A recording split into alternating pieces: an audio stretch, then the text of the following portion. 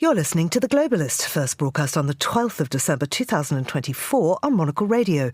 The Globalist, in association with UBS.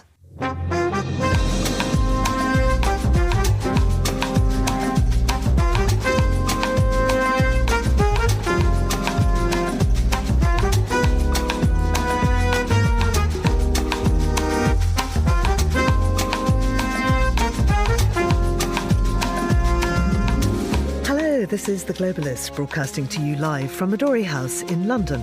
I'm Georgina Godwin. On the show ahead, how do you rebuild a country ravaged by 13 years of war? We'll speak to an architect from Homs who's been considering how best Syria can be reconstructed. We'll be in Odessa to hear from the Secretary-General of the Norwegian Refugee Council, who gives us an overview of the humanitarian situation in Ukraine. Then, Brexit means Brexit. Brexit means Brexit. Brexit means Brexit. Brexit means Brexit. Brexit means Brexit used to be the mantra as the UK voted to leave the European Union, but a new survey is out today and it shows that both Britons and Europeans are in favour of a return to much greater cooperation. We'll get the details. A global gold smuggling ring operating out of Kenya and Zimbabwe has been dismantled and some of the perpetrators sanctioned. We'll find out how this trade operates and what more has been done to stamp it out. We'll have a rustle through the day's broadsheets and a roundup of the news from Asia, and then... It's a fine-looking bottle. If you could pour me a dram close to the mic while I ask this question too. There we go. How about that? What about that, indeed. We'll take you with us on a whiskey tasting tour in Scotland. That's all ahead here on The Globalist, live from London.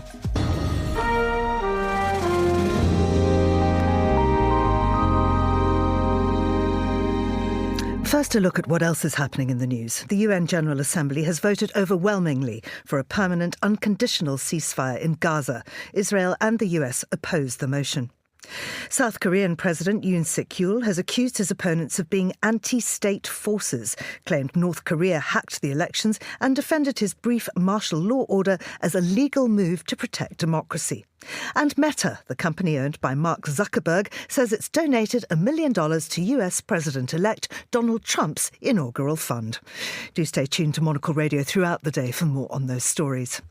Now, following the ousting of Bashar al-Assad, Syria has a new interim leader, and this is just the beginning of the process of rebuilding the country. The caretaker Prime Minister said he aimed to bring back millions of Syrian refugees, create unity and provide basic services, but rebuilding would be daunting. Well, what will it take to resurrect the once stunning built environment? Well, one man who knows more about this than most is Amar Azzouz, who's a Syrian architect and a research fellow at Oxford University. Amar, many thanks for joining us. You have not been able to return home for 13 years, and you watched the fall of Assad unfold from afar. How did it feel?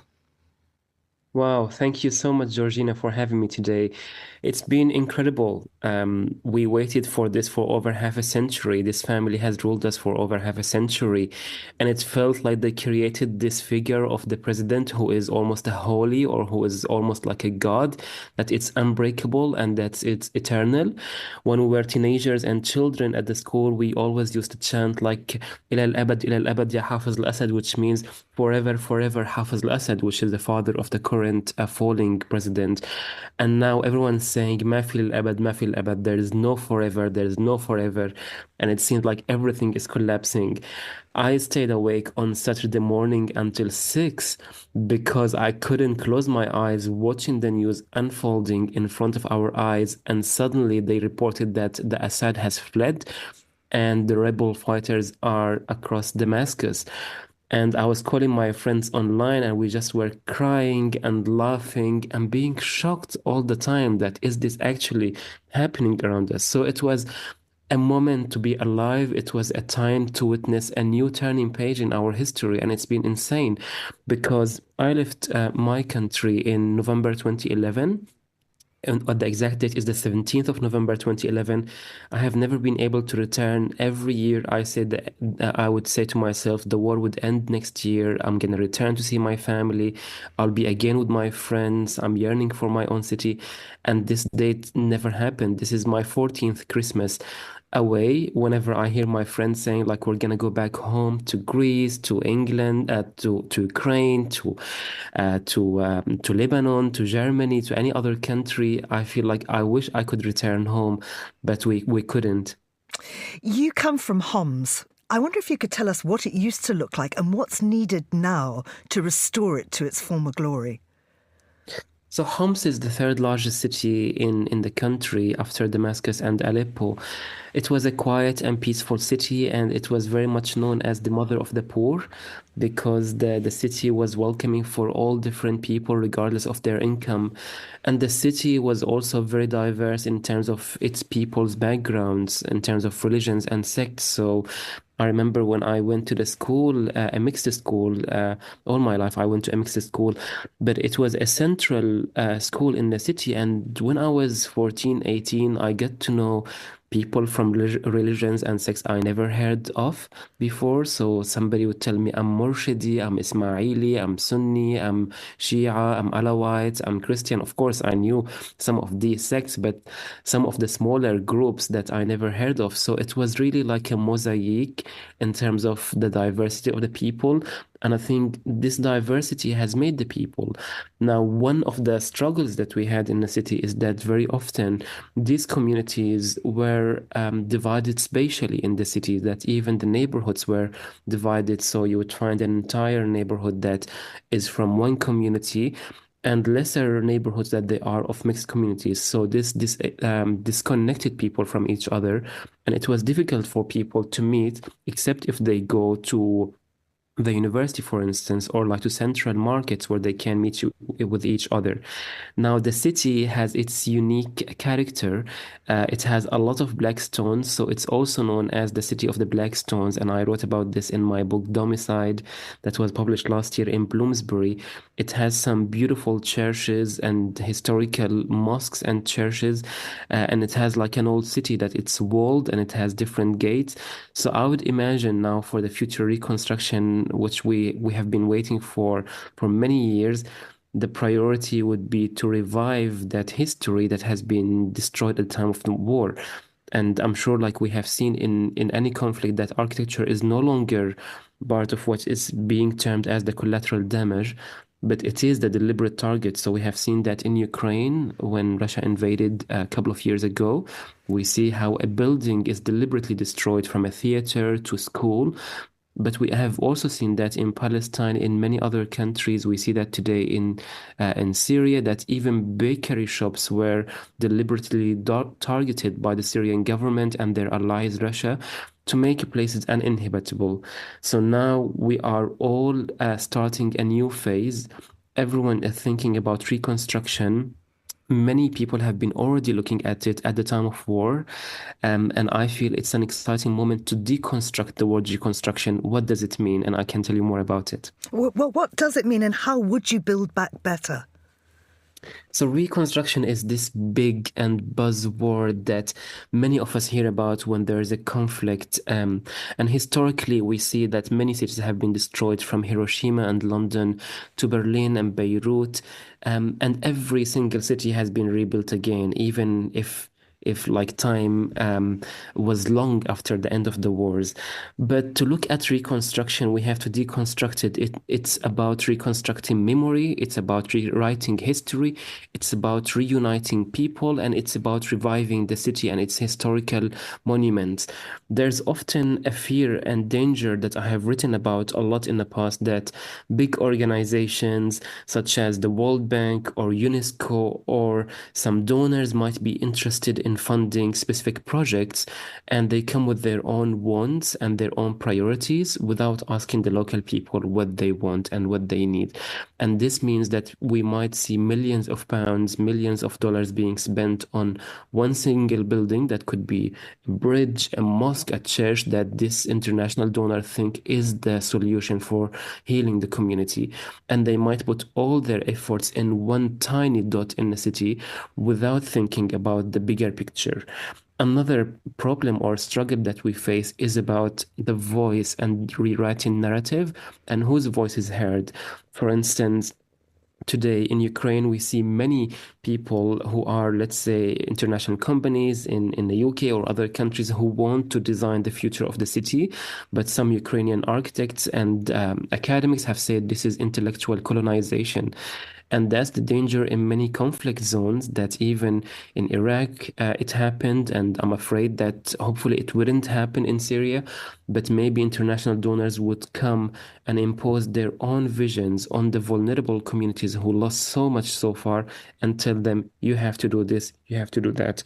So the priority now with the question of reconstruction is to centralize the voices of the local, to centralize the voice of the local charities that have been working slowly and in silence in the last 13 years, because even though the war was ongoing, but many charities were already working on the ground, trying to do their best, even with little resources. And I think they must be the priority and the prime partners for the future reconstruction. And back in 2021, it was estimated that the cost of rebuilding Syria was at least $250 billion.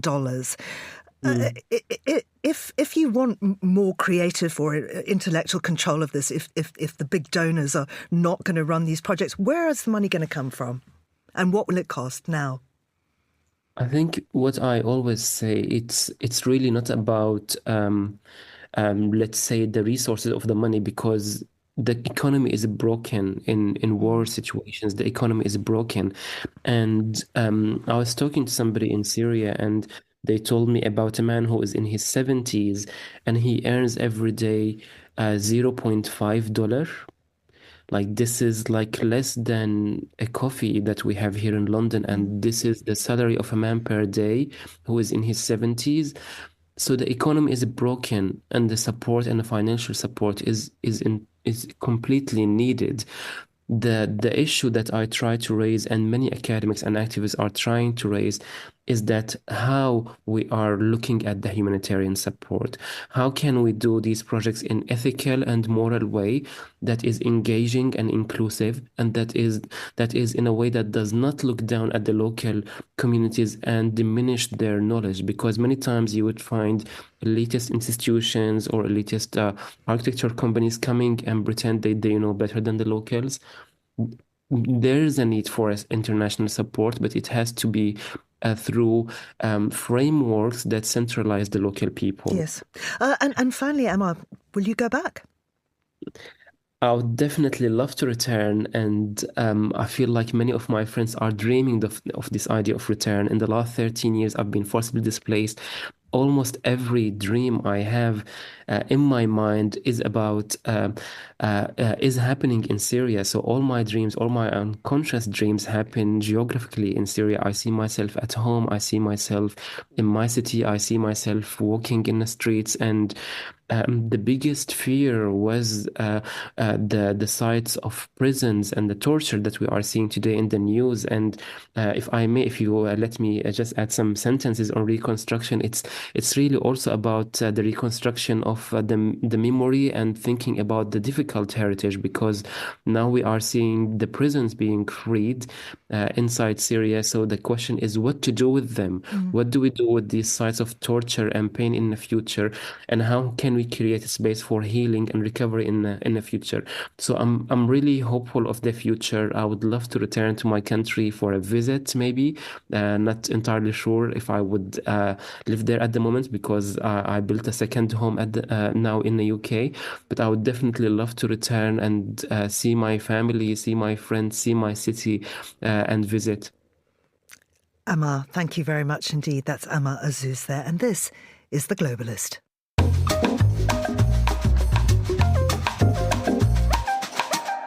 The number of attacks on Ukraine has greatly increased since the summer. The country is currently facing its highest number of civilian casualties since October 2022, and some areas are being subjected to daily barrages of attacks.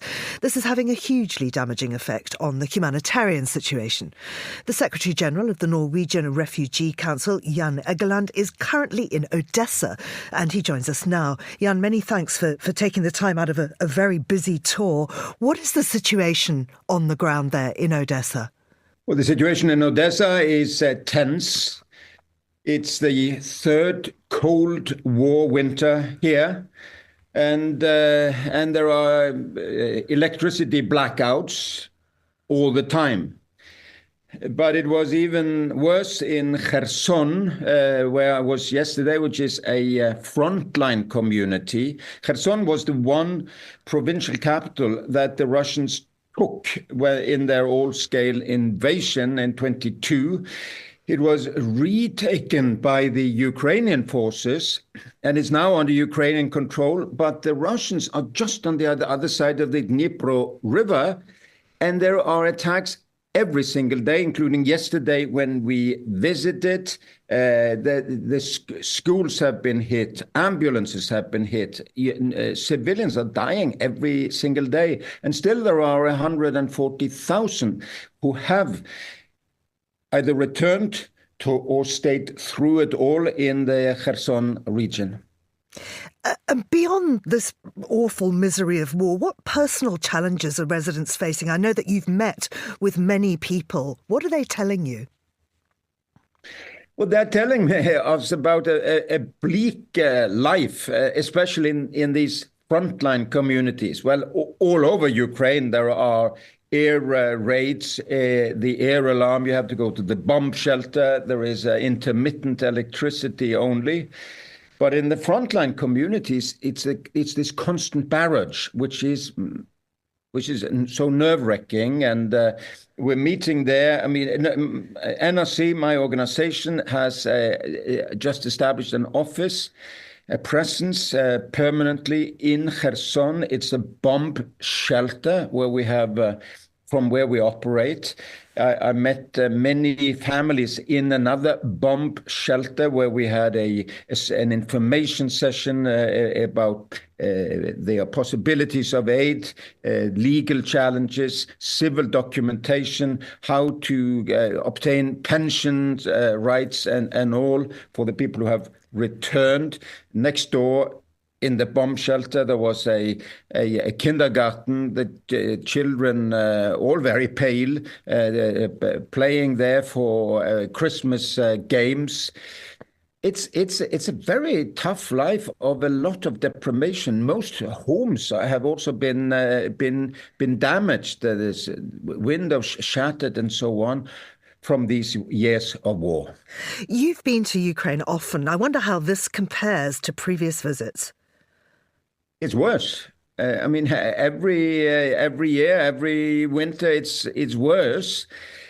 And one of the things I must say gives me this strong impression of this being different from any other war region is the number of old people and disabled.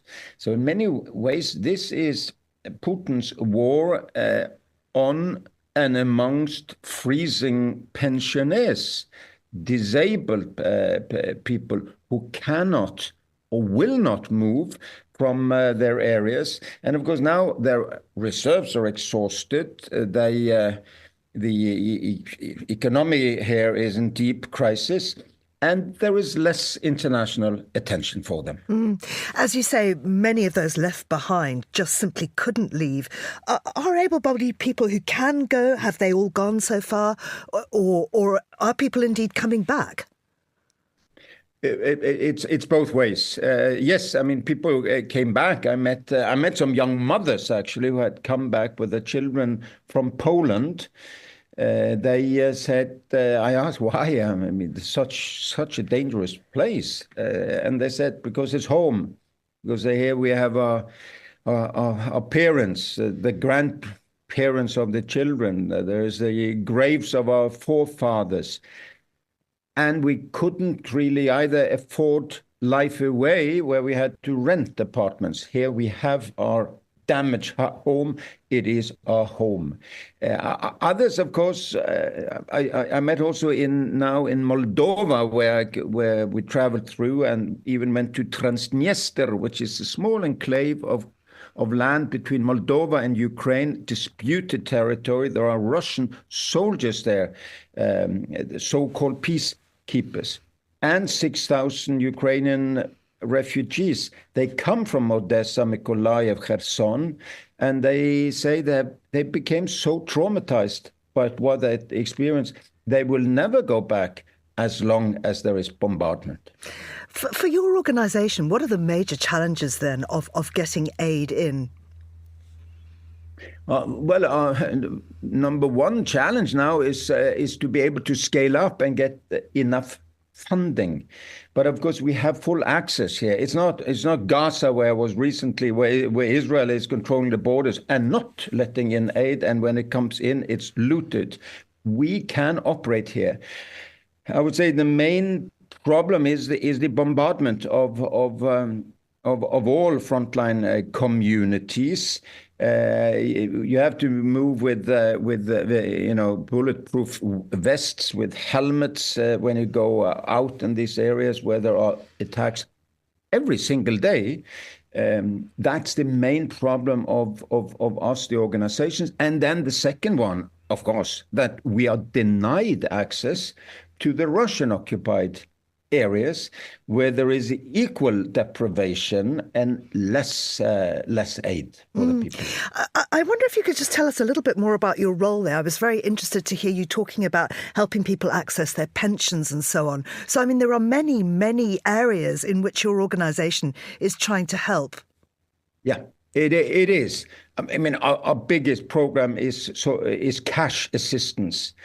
With money from the US aid and many European countries, including a large program from Norway, we give cash assistance to tens of thousands of families, and that's what people want. They want to decide themselves what their needs are. Some desperately need money for medicines.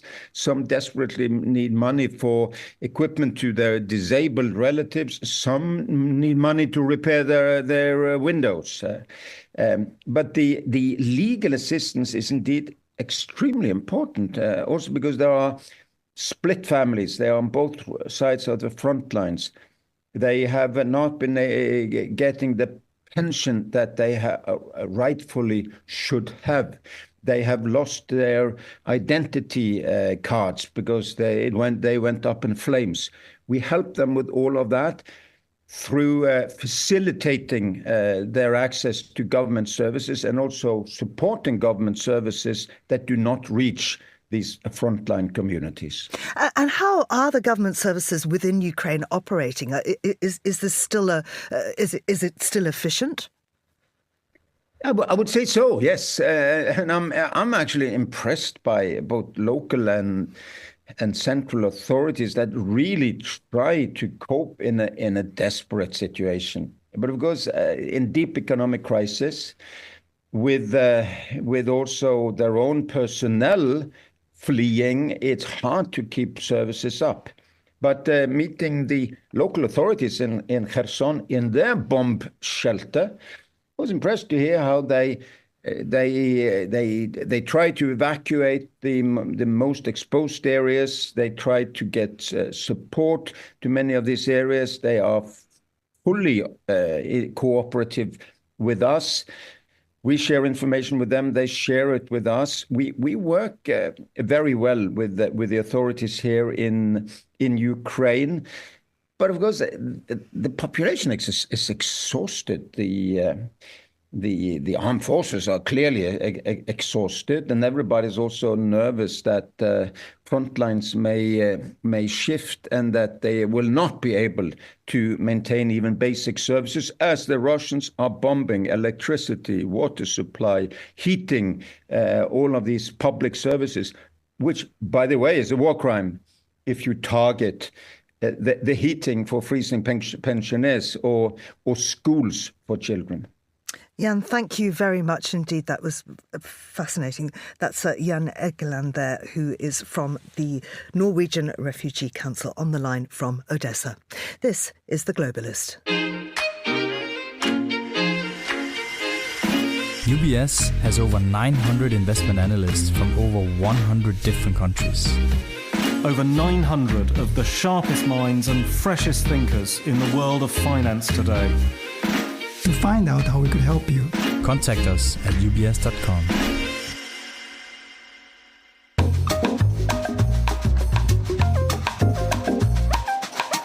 It's coming up to 7:25 here in London. You're listening to The Globalist on Monocle Radio. And we'll continue now with today's newspapers. Joining me in the studio is my colleague Vincent McAviney. He's a broadcaster and, of course, as you know, a Monocle Radio regular. Good morning to you, Vinny. Good morning. You have tinsel, no glitter, in your beard. Apparently I do. I don't know how. Well, I really love that you're getting into the spirit of the season. Yeah, I was playing with one of my godchildren yesterday, so I think perhaps some glitter has escaped and I've not managed to get it out fully. Well, I think it's absolutely appropriate. Now, let's talk about South Korea. Of course, we're reporting in our headlines that Yoon Suk-yeol is absolutely doubling down. What's he been saying? How's The Guardian reporting this? Yeah, I mean, this is the sort of exportation around the world of the Trump playbook, isn't it? He has done a television address where he has described what he did as an act of governance and that he will fight to the end. This is amid reports that police have been trying to get into his office to search as part of their investigation. They were blocked by security guards and they attempted once again to, we think, get in on Thursday. So this is something that he has again managed to block, but we know it's causing real problems in his party. There are potentially moves to use internal party processes to get rid of him, and he seems to be trying to stick it out and also trying to sort of rebrand what he did as something less, less dangerous, more innocuous. Now, I'm loving the way that Korean, South Korean people are protesting against him. Tell us about that. Yeah, this is absolutely fantastic. We've seen loads of scenes, and they haven't been fading away. If anything, they've been growing, of South Koreans outside of the parliament taking a stand, and this has involved lengthy protests where they're bedding in, they're getting comfortable. This is the way to do it. So they've set up food trucks serving all kinds of delicacies. They've got their sort of particularly young women are turning out. They've got their K-pop light wands. If you've ever seen people leaving a K-pop concert, I live near the O2 in London, so you see this quite regularly when New Jeans or whoever is playing. They all have these very elaborate kind of light sticks that they use at the concert. They're using those. They've rewritten the words to Christmas carols about the president and about how he needs to go, and it's sort of a really positive, friendly atmosphere, trying to show that political protest doesn't always need to be violent and aggressive. And you've also had politicians as well, South Korean Marine veterans and politicians, doing a classic form of protest in the country, which is to have their sort of heads publicly shaved in an act of defiance. Let's whiz to New Zealand now, and Maori people have written a letter to King Charles. Why is that? Yeah, this is really interesting. It's been going on for a couple of sort of months now, since the sort of new Conservative coalition came in last year.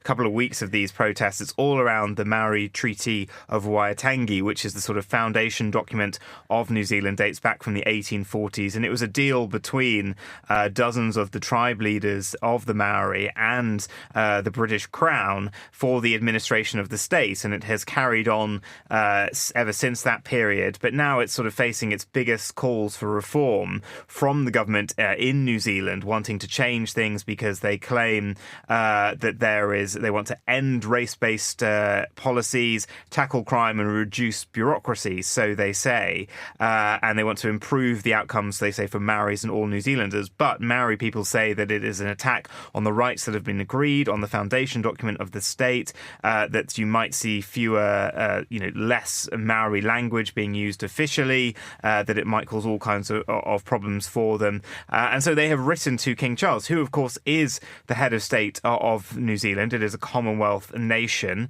but we don't know whether or not he will intervene. As the Prime Minister says in his response, lots of people write to King Charles. Christopher Luxon, the Prime Minister, saying this, so, probably don't expect a reply back, guys. But this is a really tricky thing because for the royal family, this is it's a case of little fires everywhere at the moment. You've got them battling with the legacy of slavery. And for something like this, they have good relationships, it seems, with the Maori people when they do tours. Yes, there are sort of complaints, but it's a relationship that I think is less problematic than some others have been around the world when you look. But this is something where he really probably can't even step in, even though he probably thinks, yes, we should honour this treaty that, has been in place for such a long time. Fascinating. I mean, this is a row that's going to go on for a long time. I can quite see. Finally, vindication, I feel, because apparently it's good for you to get up early. Yes, this one immediately I knew that you would love as well. As a fellow early riser. 4:30, Vinny. 4:30. Actually, I'm lying. It's 4:37. I don't like to set the alarm exactly on an obvious thing. I don't know. Something about waking up at the same time as everybody else. I like to set it slightly off, so it's usually 4:37. That's interesting. Mine is I have to have enough time. I cannot function without a shower. I have to have the shower, otherwise I will be a zombie on air. So I have to have that buffer time to get up as well. So yeah, we're well used to these early hours, and it's all about sort of your circadian rhythms, what you can do. The fact of more people apparently are being pulled back into work for sort of a full 5 days of a week in office, and that's leading to a return of sort of earlier nights and early rises. And it's all about the benefits of that for your immune system, battling against sort of any sort of dementia, inflammation, low risk of heart failure. And there's some really good tips as well about how the fact is you've got to open the curtains as quickly as possible, get a light shower, that will help you wake up. Maybe wait about half an hour or so until you actually have your first cup of coffee. Obviously, you can get it brewing and the smell kind of helps you wake up a bit as well. Exercise, of course, we all know this one. If you can hit it immediately when you wake up, that's a really good way. Don't hit the snooze button, even if you want an extra 5 minutes. There's 3 alarms for me. There's the wake up, there's the first snoozer, and then there's the actually get the hell up. And then things that we've all been told about, like not using our phones sort of within half an hour of going to bed, that blue light being bad for you, not having them in the room. So yeah, and a good piece about why early mornings are good for you, but you've got to do everything right to get them. Yeah, well, right. I have to tell you, both Emma Nelson and I have these lights that wake you up gradually with light. So you're woken up as if it's the dawn, and we've both found it much improves our wake-up experience. I have missed the trick. It's a really good thing, and so by the time that the actual sound goes off, you're kind of awake. Yeah. You've been waking gradually for. But that's tricky if you share a room with someone else, though. Well, my partner is a baker, so he has to get up early, but also he doesn't mind, or at least he knows not to tell me that he does. So we've all got to go find bakers to make this work. Okay. Vincent, thank you very much indeed. That's Vincent McAviney there. And here's what else we're keeping an eye on today. The UN General Assembly has voted overwhelmingly to demand an immediate, unconditional and permanent ceasefire between Israel and Hamas in the Gaza Strip. The ceasefire, which also demands the immediate release of all hostages, was adopted with 158 votes in favour, 9 votes against, which included Israel and the US, and 13 abstentions. South Korean President Yoon Suk-yeol says his political opponents are anti-state forces and that North Korea hacked the country's elections as he defended his short-lived martial law order, which he claimed was a legal move to protect democracy. Yoon said the opposition was dancing the sword dance of madness by trying to drag a democratically elected president from power 9 days after his aborted attempt to grant sweeping powers to the military. And Meta, the company owned by Mark Zuckerberg, says it has donated $1 million to US President-elect Donald Trump's inaugural fund. The two men have had a strained relationship in the past. Trump was, for a time, blocked on all the company's platforms. Meanwhile, Instagram and WhatsApp are now back online after a mass global outage affected several Meta-owned apps on Wednesday. This is The Globalist. Stay tuned.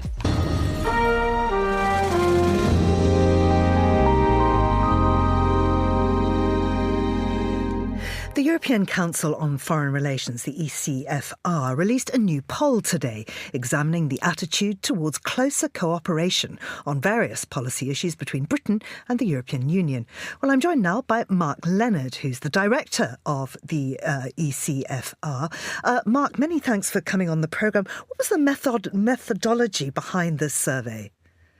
So we spoke to about 10,000 people in 6 countries, in Britain, France, Germany, Poland, Spain and Italy. And they're representative samples of the population. And we asked them a series of questions about how they felt about the relationship between Britain and the European Union after the election of Donald Trump. And it was pretty explosive, actually. We were really surprised to see how much desire there is on both sides of the channel to get much closer together. And a lot of the red lines and the things which have got in the way of the relationship in the past seem to be fading now, and people seem to be quite far ahead of where their governments are. And do you think that's because the geopolitical background has changed? I mean, give us the sort of context of it in terms of the findings. What's the background here? Because, of course, as you say, Trump has come in and the government in Britain has changed too. Absolutely. So I think that Brexit was in 2016. It was in a very different world where Obama was in the White House, where China seemed to it was before COVID. It was before the full scale invasion of Ukraine, and it was a very, very different world that we're in. And now, both in security terms, but also in economic terms, the world looks a lot more threatening to everybody. And I think that's causing people on both sides of the channel to look again at the relationship between Britain and Europe. So in Britain, a majority of people, including a majority of people who voted to leave the European Union, think that Britain should get closer to Europe. 55% think it should get closer, compared to only 10% who want to get further apart. And you've got the same situation in all the European countries, where many, many more people want to get closer together than to go apart. And they are, both sides see the relationship as making them stronger on economic grounds, on security grounds, to deal with migration, to deal with China, and to deal with Russia and its invasion of Ukraine. And on both sides, people are quite nervous about what Donald Trump is talking about doing. So you can see that in Britain, for example, very few people want to follow Donald Trump's lead on Ukraine, on China, and think that Britain should have an independent stance. And if you ask them, whether they would choose to have a closer relationship with Europe or the US, 50% say Europe, and only 17% say the US. Now, the current Labour government here is not going to reverse Brexit. They've ruled that out. But would access to the single market be palatable to most of the people polled? So that was one of the really striking findings, actually, is that a lot of the red lines that governments are concerned about seem to not be of huge concern to their citizens. So in the UK, we asked people whether they would support reintroducing free movement of labour in exchange for joining the single market. And what we found was an absolutely thumping majority, 7 in 10 people would accept that. Only 18% are against it. And that even includes a majority, 54% of people who voted leave. And then on the EU side, we found that there's a kind of mirror image of that. So on the European Union, people have been talking a lot about cherry picking and how Britain shouldn't be allowed to join some bits of the single market and not others. But in our poll, we found that people feel that the security situation is so dangerous at the moment that if we could create some sort of deeper security partnership between Britain and the European Union, that the EU should be willing to offer Britain special access to the single market. Mark, fascinating. Thank you very much indeed. That's Mark Leonard there, Director of the European Council on Foreign Relations. And this is Monocle Radio.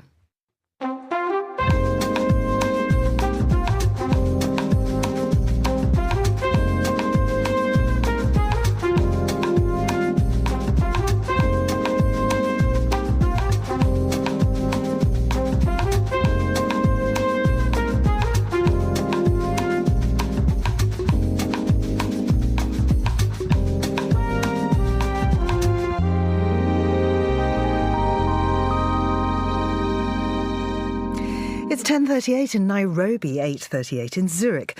The US and the UK have slapped sanctions on a number of individuals and businesses involved in a global gold smuggling and money laundering network based in Zimbabwe. One person on the list is British-Kenyan businessman Kamlesh Patni. Well, let's get more on this with Tara O'Connor, who's Managing Director of Africa Risk Consulting. It's a Pan-African risk management company. Tara, first of all, who is Patni? Well, I think one commentator described him as Africa's most prominent and yet unconvicted fraudster. As you said, he's a British and Kenyan national who's most famous for a corruption-based gold export subsidy scheme in Kenya, which became known as the Goldenberg scandal, that defrauded the Kenyan treasury in the early 1990s of something like $2.3 billion. And completely corrupted with the collusion and corruption of the Daniel Arap Moi regime. Mm-hmm. Well, and Patney is also accused of collaborating with the Mnangagwa government in Zimbabwe. So could you explain to us how this gold smuggling network operates? It's widespread across Africa and has been going on for some time. But the Zimbabwe, and it really involves South Africa, Zimbabwe, Sudan, Mali, all the countries where gold is produced. There are smugglers, and smuggling is mainly via Dubai, where there is very little regulation of the gold market. Most notoriously, this gold is smuggled both into Zimbabwe under an export incentive scheme set up by Patney and his allies, and is couriered out as carried gold on commercial airlines as hand luggage. It's then sold in Dubai, and a portion of that money comes back to countries like Zimbabwe, but most of it is left offshore, hidden behind a whole web and network of front companies and schemes that are really set up to launder money. So this man Patney has been sanctioned, but I wonder if that's enough. There are huge riches to be made by corrupt governments who don't appear to have been at all affected by previous sanctions, and there's clear evidence that people who work for the government, if not lead it, are involved in this. Absolutely. I mean, it's a massive problem.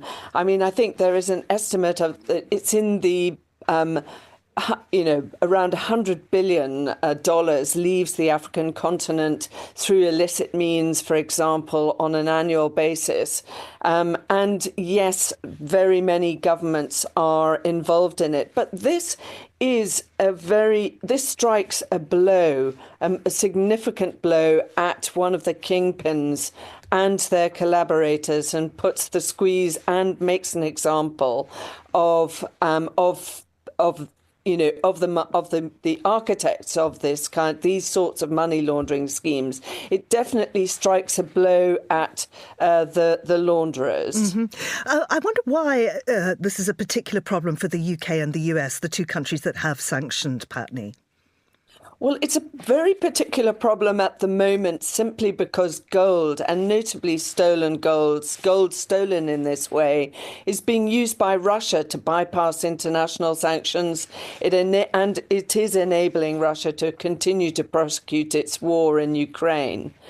In anticipation of sanctions, in fact, Russia built up substantial gold reserves and has built relationships with gold producers, for example, in Burkina Faso, in Mali, and in Sudan. Russia has been very much involved behind the scenes in this particular illicit trade. And so the sanctions are another mechanism of actually clamping down on Russia and making it more difficult for Russia to prosecute its war. And so what do these sanctions actually mean for Patney and his associates? So what it'll mean from immediately any properties that Patney and his close associates will be immediately asked to be frozen or reported to the US Treasury authorities. And effectively, Patney and his close associates and anyone who does business with them will be locked out of the international financial system until these sanctions are lifted. And so anyone that is also associated with any of the named parties are likely to face sanctions themselves. Why is more not being done to sanction the governments, though? I think there is a lot is being done to sanction governments. I think probably it's been proven to be less effective to sanction a government wholesale, but to sanction individuals involved. So, for example, earlier in the year, I think in March this year, the Biden administration put targeted sanctions on Emerson Mnangagwa and his wife for their direct involvement and their profiteering directly from this particular trade in collusion with Papni and his associates. And Mnangagwa, of course, the president of Zimbabwe. Tara, thank you very much indeed. And for listeners who'd like to know more, there is an Al Jazeera documentary called Gold Mafia, which shows just how deeply government officials are involved in this practice. Fascinating viewing. That was Tara O'Connor there, and this is The Globalist on Monocle Radio. UBS is a global financial services firm with over 150 years of heritage. Built on the unique dedication of our people, we bring fresh thinking and perspective to our work. We know that it takes a marriage of intelligence and heart to create lasting value for our clients. It's about having the right ideas, of course, but also about having one of the most accomplished systems and an unrivaled network of global experts. That's why at UBS, we pride ourselves on thinking smarter to make a real difference. Tune in to The Bulletin with UBS every week for the latest insights and opinions from UBS all around the world.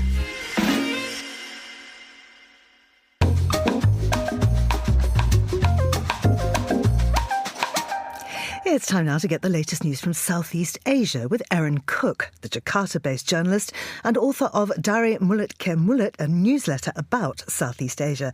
Erin, thanks for joining us. Now, we've just been talking about gold smuggling. Opium smuggling and indeed growing is a big problem in Myanmar. Tell us more. Absolutely. It has been for a very, very long time. Myanmar's sort of the hotspot for growing opium as well as cultivating all sorts of other narcotics. But since the coup in 2021, growth of opium crops there has really kind of exploded. New data from the UN Office on Drugs and Crime has shown that not only has it grown quickly, it's now surpassed Afghanistan this year. So it's produced nearly 1,000 metric tons of opium, which is about twice Afghanistan, which of course used to be the peak country for this sort of industry. And is that then being exported out of the country, presumably? Yes. It's a very, very big moneymaker for some more of the even more nefarious aspects of the military, as well as the crime syndicates that now control a lot of the really lawless parts of the country. So the coup and the crops go hand in hand here. And it's very unsurprising to see this data show that the growth has exploded as control of Myanmar has been further and further lost. Let's move to Australia now, and the government there says it's going to tax large digital platforms and search engines unless they agree to share revenue with news organisations. Yes, this is a funny one. Australia's tried out sort of a system that other countries have talked about. So they've hit up sort of Meta and Google, ByteDance, which owns TikTok, all the sort of big ones. And in the last couple of years said, you've got to start paying for the news content that you're publishing on your sites. That deal has just expired. So rather than signing back on, they've all the big techs have said, we don't really like this. So the government's had to make it a law. And they're saying now that, fine, you don't like it, it's going to happen anyway. But the government says it's not really about getting the money out of them. It's about getting them back to the table with the media organisations to see what sort of plans can be hatched to keep both media and social media functioning the way the government would like it to. Absolutely. Listen, you are sitting in Jakarta there, and I was just hoping to get some kind of a snapshot from you of what it's like building up to the festive season in a country that isn't necessarily Christian. Yes, no, this is always an interesting one because Indonesia and especially Jakarta, definitely not Christian. It is majority Muslim, but it loves Christmas and it loves a very idealized version of Christmas. All the shopping malls are covered in, snowflakes and snow-topped Christmas trees and things that would never occur on in this side of the world ever. But it's more a celebration of good food, hanging out with your friends, and a lot of shopping. That sounds great. Now, in the Philippines, Vice President Sara Duterte has dodged questioning, by the National Bureau of Investigation for the second time. Why is she in trouble? She is in big trouble. Last month, she said, if anything happens to me, just know I've hired assassins to execute the President Marcos, his wife, and the Speaker of the House. She says it's only because she felt threatened, but you can't really be saying this sort of thing. So she's, of course, in big trouble about that. And she's not interested in being questioned about it. This is the second time she's dodged a subpoena. But it's a bigger issue. It's not just about being in trouble and possibly being impeached. It speaks to the wider situation in the Philippines, the fight for control between the Marcos clan and the Duterte clan, which both have controlled the country at various points over the last few decades. And she's not going to go down without a fight. And this is one for the long haul, I fear. Yeah, well, I mean, just give us a little bit more of background about that tension between the two families. Well, these two ran on on what they called the uni team. They were very, very, very tight with each other during the presidential campaign back in 2022. They've had a big falling out since. There's all sorts of talk about whether it's because Sara Duterte thought she deserved more. She wanted to be defense minister. That didn't happen. And whether it's more about Dad Rodrigo Duterte, the former president, pushing for to get back onto the national stage. They've been falling out slowly but surely over the years. This year it's exploded, and the country's effectively not functioning with these two anymore. There's midterms next year, and that will be the real test of whether it's going to be a Duterte country or a Marcos country. And Erin, we've been covering the president of South Korea and the way he's doubling down. He's not going to go after he declared martial law. How is that being reported where you are? This is interesting because it hits very close to home to a lot of these countries, especially in the Philippines, which also has its own history with martial law. And in the Philippines specifically, it's become a moment of, look, we could always go back. We fought really hard to get rid of martial law, to get rid of the Marcoses, and it did come back. And now it's our job to keep the line, to ensure that what happened in South Korea never happens in the Philippines. These same people don't come back and do the same sort of thing. We keep the democracy institutions strong. Erin, many thanks for joining us. That was Erin Cook, and you're listening to The Globalist on Monocle Radio.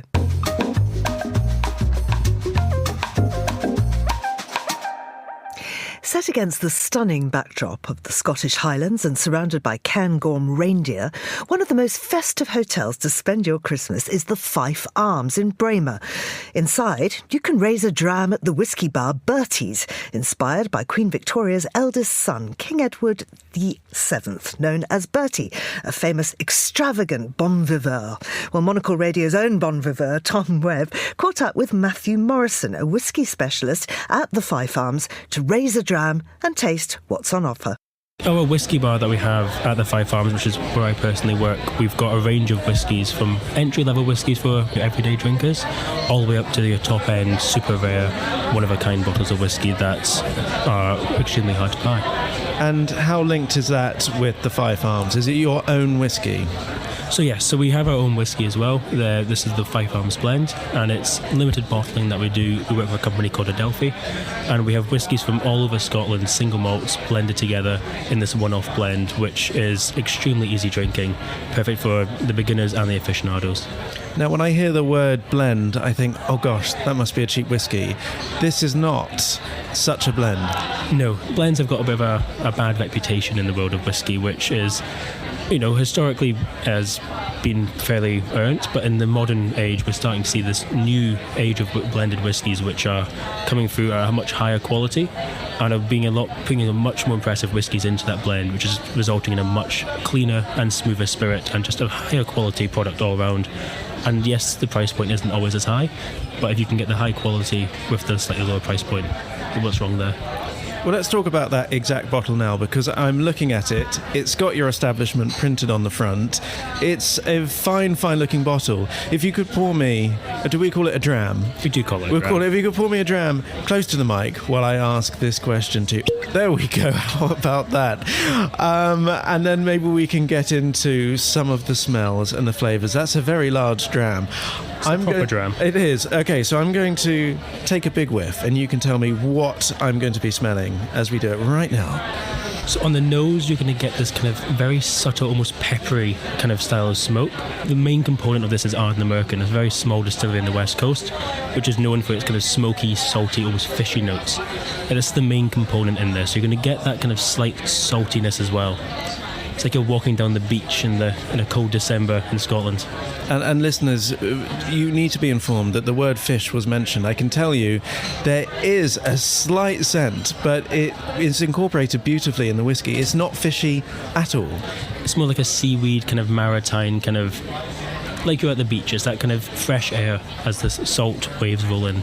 It is, and I'm actually going to take a wee sip, as they say in Scotland, and then maybe you can tell me what is going to be dancing on my palate as I give it a go. So you've got that kind of smooth caramel which kind of hits you up first. It hits hard, yeah. It's at 46%, so it's got this kind of nice creamy caramel notes, but the thing that I love about this whiskey the most is its big, bright tropical fruits. Kind of comes in the mid-palate and kind of reaches into that smoke on the end, and it's this almost kind of charred pineapple, burnt mangoes, but again that peppery kind of notes coming through. It's quite fresh, it's quite bright, and I absolutely love this one. And you're using very strong language for flavours. However, as you mentioned at the beginning, this is very drinkable.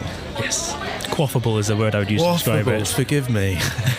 And you're telling me how I should be sort of using my language, because you are essentially a whiskey sommelier. How does that work? So we don't tend to use menus at the Fife Arms. If we know our products well enough, you don't need menus. We can make the recommendations based on your own kind of flavour preferences. Whiskey is very much different to wine in terms of the language and the lexicon. With wine, you have to use the set terms: whetstone, minerality, barnyard. With whiskey, there's no limits. There's no words you can't use. So we have whiskies in the bar that we describe as diesel fried mango, as a kind of fresh black bags. You say what you smell, you say what you taste, and the more adventurous with the tasting notes, the more memorable the whiskey I find is. And that is very memorable because it's still lingering in my palate. Can you give us a sense of what it's like for a consumer, a guest, a visitor, a drinker of yours entering the Fife Arms?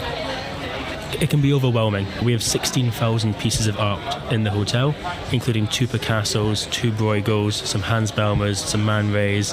There's a lot of taxidermy as well. If you like clean, kind of neutral spaces, you might not find it the easiest. But if you like something that's exciting, that's unique, one of a kind, it's absolutely perfect. It's so much colour and so much history. It's a Victorian-style building.